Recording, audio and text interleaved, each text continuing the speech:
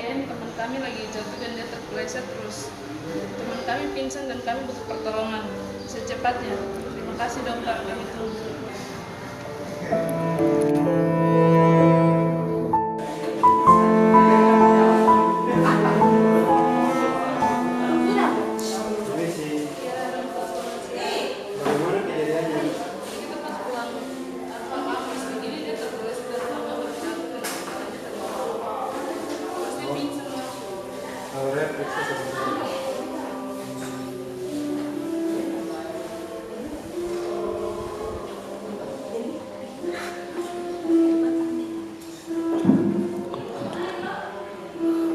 Teman kalian keadaannya darurat, jadi sekarang harus segera dilarikan ke rumah sakit. Cedera kepala bisa terjadi oleh siapapun, dari anak-anak, remaja, dewasa, orang tua, maupun lansia. Cedera kepala sendiri adalah segala cedera yang terjadi di bagian otak, tengkorak, atau kulit kepala, mulai dari benjolan ringan, memar, hingga cedera otak traumatis.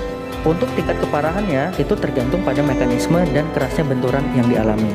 Apabila terjadi benturan keras pada kepala dan tidak menyebabkan gejala apapun, tetap dianjurkan untuk periksakan diri ke dokter atau fasilitas kesehatan yang terdekat agar memperoleh penanganan yang tepat.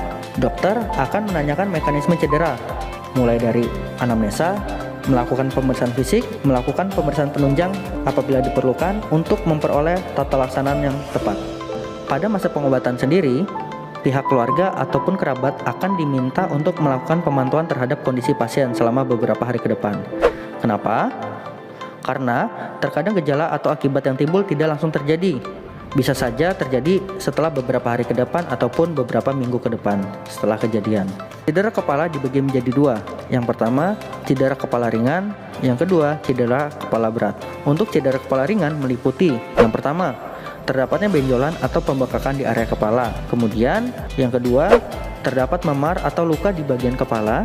Yang ketiga, orang tersebut merasakan nyeri kepala. Yang keempat, orang tersebut bisa mengalami kebingungan atau sulit berkonsentrasi. Kemudian, orang tersebut bisa menyebabkan keseimbangannya terganggu, penglihatan kabur, dan telinganya berdenging. Untuk cedera kepala berat sendiri meliputi yang pertama, penurunan kesadaran atau hilang kesadaran. Yang kedua, terjadinya kejang. Yang ketiga, terjadinya mual dan muntah yang hebat. Yang keempat, sulit menjaga keseimbangan tubuh. Yang kelima, gerakan abnormal pada mata. Yang keenam, keluarnya cairan bening dari telinga ataupun hidung. Untuk pengobatan cedera kepala sendiri itu dibagi menjadi dua. Yang pertama, menggunakan obat-obatan atau medikamentosa. Yang kedua, itu melakukan tindakan operatif atau operasi. Itu semua tergantung pada mekanisme atau beratnya gejala pada orang tersebut. Pada kasus cedera kepala berat, rehabilitasi medis ataupun terapi mungkin diperlukan untuk mengembalikan dan memperbaiki kondisi fisik dan fungsi saraf yang terganggu akibat kekuatan otak pasca trauma kepala. Nah, untuk menghindari terjadinya cedera kepala, dapat dilakukan langkah-langkah pencegahan seperti berikut. Yang pertama, menggunakan alat pengaman saat berolahraga, berkendara, ataupun saat bekerja di lingkungan yang berisiko menimbulkan cedera kepala.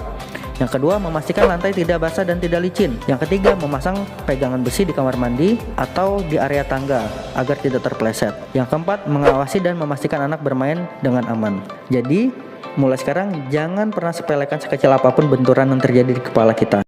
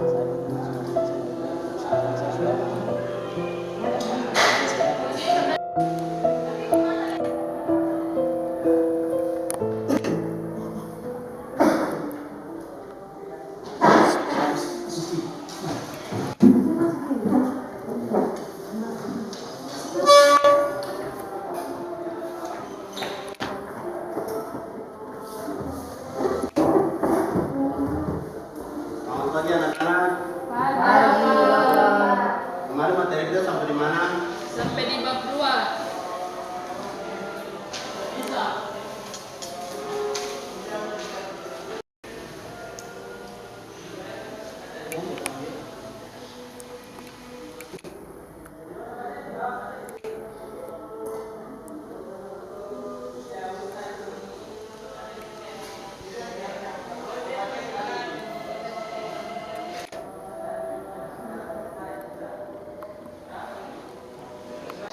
Oke anak-anak, teman kita sampai di sini. Sampai jumpa lagi minggu depan. Jangan lupa pembukaan tugas depan. Tugasnya Baik, ini. Pak. Baik, Pak. Terima kasih Bapak. Selamat siang, Bapak. Oke, Bapak.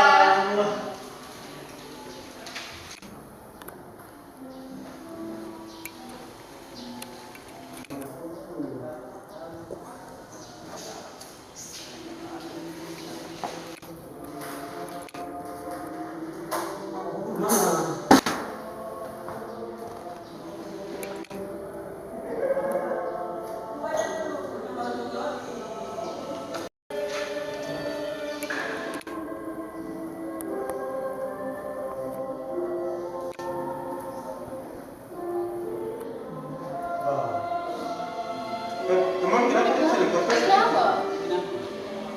Tidak tahu juga ya, dia kemarin sempat ini sakit, jadi mungkin dia belum sembuh total, jadi dia lagi usia.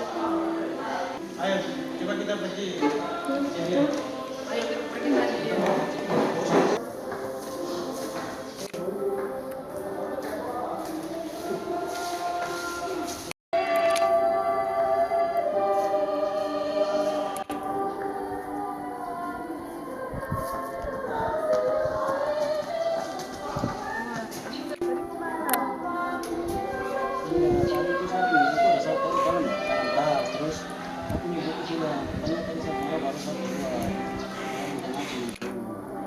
Kawan, minta maaf tadi tuh saya lihat tanpa izin ke kawan baru kawan tuh jadi minta maaf ya kawan.